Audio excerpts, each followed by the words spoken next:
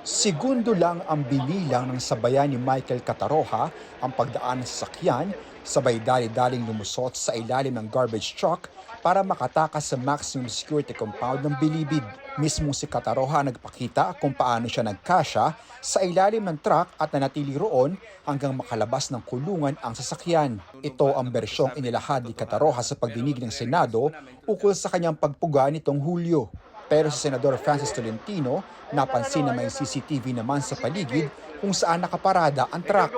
At nakita rin sa salamin na ginagamit ng mga security personnel para inspeksyonin ng ilalim ng sasakyan ang orange t-shirt ni Cataroha. Gusto sumakay ka dyan, nakahubad ka na. Gusto sumakay ka dyan, hindi ka pa nakahubad. Kailan? Andito ka ba? Hinubad mo yung damit? Ayun. So hindi siya naghubad nung nandito. Kita ka sa salamin.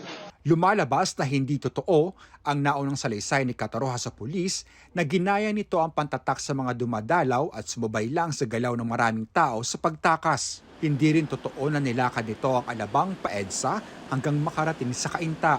Kwento niya, sa C6 Road sila dumaan pagkalabas ng Bilibid at doon siya bumaba. Naglakad na siya pa Antipolo. Pero bakit nga ba siya tumakas? Wala po dalaw. Ngayong balik Bilibid si Cataroha, may pakiusap siya.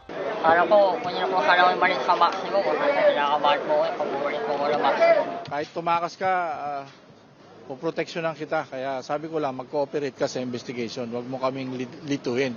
Paniniguro ni Bucor Chief Gregorio Catapang na ibabalik na niya ang mga pribilehiyo sa mga preso na nawala dahil sa pagtakas ni Cataroha. Pero hiling niya sa kanila na huwag gagalawin ang tumakas na preso. Pananagutin naman daw ang lahat ang responsable sa pagpuslit ni Cataroha. Ayon sa mga senador, marami pang katanungan ang dapat masagot sa mahiwagang pagtakas ni Cataroha, kaya tuloy ang kanilang pagdinig. Anjo Alimario, CNN Philippines.